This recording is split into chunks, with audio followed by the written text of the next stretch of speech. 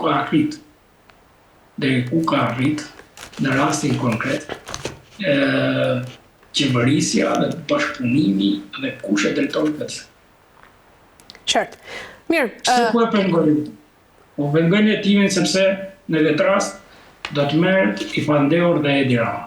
Është Edi Rama autori dhe bashkëpunëtori kryesor i këtij sistemi që ka ndërtohet korrupsionin në Shqipëri.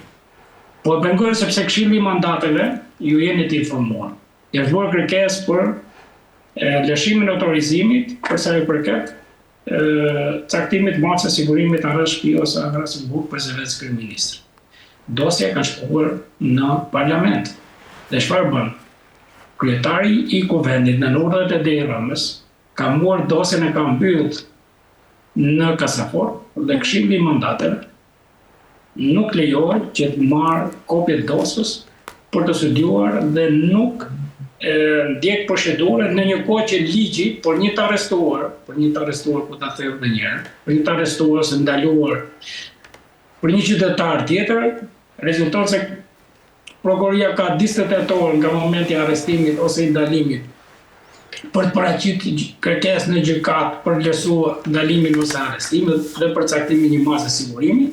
Dhe po 48 orë ka gjykata në tërësi që i bie për 72 orë një qytetar, pra duhet i vlerësohet kërkesa lidhur me vlerësimin e arrestit, caktimin e masës sigurimit nga organet ligjzbatuese. Ndërkohë për zëvendës kryeministër merret dosja e mbahet aty. Ka një qëllim atë. Ka një qëllim. Qëllimi është të pengojë drejtsinë për kryerjen e punës së tij dhe po përpiqen të individojnë dëshmitar të zhdukin prova dhe ta dëmtojnë hetimin.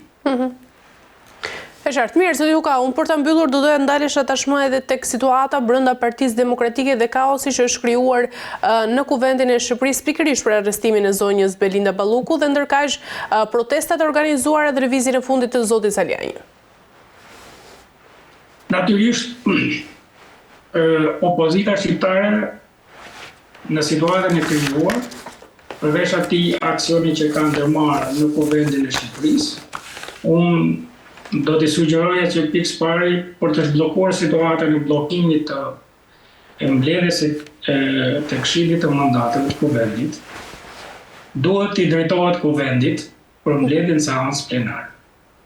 Ligjvënësi ka parashikuar për sa i përket mënyrës pra të funksionimit në rastet konkret të lëshimit të autorizimit, për sa i përket pra në rastet e kërkesave të institucionit përkatëse për heqjen e imunitetit, që i takon Kuvendit i cili disponon me shumicën e votave të antarëve të saj lidhur me dhënien ose jo të autorizimit. Në këtë rast opozicës do t'i sugjeroshëm si në cilësinë e një avokati që nuk duhet të pres sesionin e ri apo të pres vendimarrjen e Ramës dhe të Niko Peleshit se kur të mbledhet Këshilli i Mandateve. Ajo është një strukturë i cili janë ngritur mbi bazën e rregullareve, po jo mbi bazën e ligjit ose kushtetutës. Natyrisht që kërkohet në nenin 732 të kushtetutës, ligjvënësi ka parashikuar që deputeti nuk mund të arrestohet ose të hiqet liria në çfarë do lloj forme apo ndaj tij të ushtrohet kontroll personal ose të banesës pa autorizimin e Kuvendit. Nuk thotë Këshillit të Mandateve. Këtë përcakton rregullori. Atëherë në këtë situatë bllokuese, ata të dy drejtohen Kuvendit, kryetarit të Kuvendit për mbledhjen e seancës të jashtëzakonshme të Kuvendit të Republikës Shqipërisë, i cili të disponojë. Nëse nuk e japin pastaj autorizimin, është çështje që lidhet drejt për drejt pra me pengimin e drejtësisë, por drejtësia do të funksionojë edhe me masë dhe pa masë arresti. E dyta, unë do të sugjerosha, nëse unë të isha në zgjidhsinë e një prokurori të posaçëm që merret me hetimin e kësaj çështje, do t'i sugjerosha prokurori që është për shembull që nëse ka të dhënat dhe dyshimet bazuara gjithmonë, nëse ka prova, që të kërkohet caktimi një mase sigurimi personal ndaj kryeministit atë të pezullimit nga dhe. Dhe kjo është një masë e cila zhbllokon situatën. Ndërsa, përsa i përket aksionit opozitar dhe zhvillimet të mëshme, natyrisht zhvillimet e mëshme janë risi, opozita duhet të bëjë analizën e zgjedhjeve të datës 11 maj, lidhur me shkaqet e humës, do të nxjerrë përgjegjësi të veta, natyrisht për te faktit dhe për te aksiones, do thoya tashmë që këto zgjedhje dhe zgjedhjet e mëparshme dije që me Edi Rama nuk ka zgjedhje dhe nuk do bëhen zgjedhje në Shqipëri me sistemin e patronazhimit që ka ndërtuar edhe të korrupsionit, sepse ka marrë 83 mandate në mandatin e 4 të tij që nuk ka ndodhur në histori, as europiane as botërore nuk kanë dëgjuar, vetëm në sistemet diktatoriale ku nuk bëheshin zgjedhje.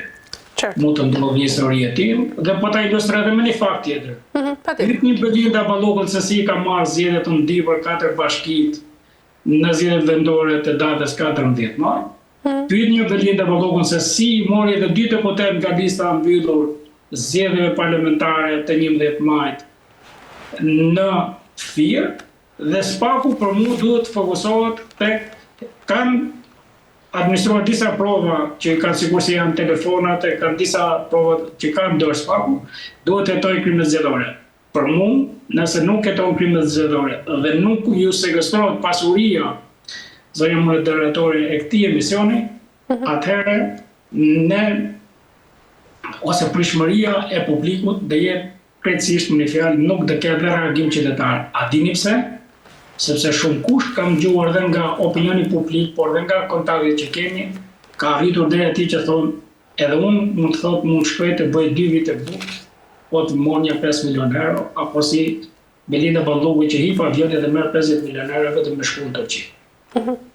Nga ana tjetër, për sa i përket disa zhvillime të tjera për sa i përket lëvizjes Saliani, unë jam personalisht, duke qenë dhe njëri i ligjit, unë jam për rregulla statutare.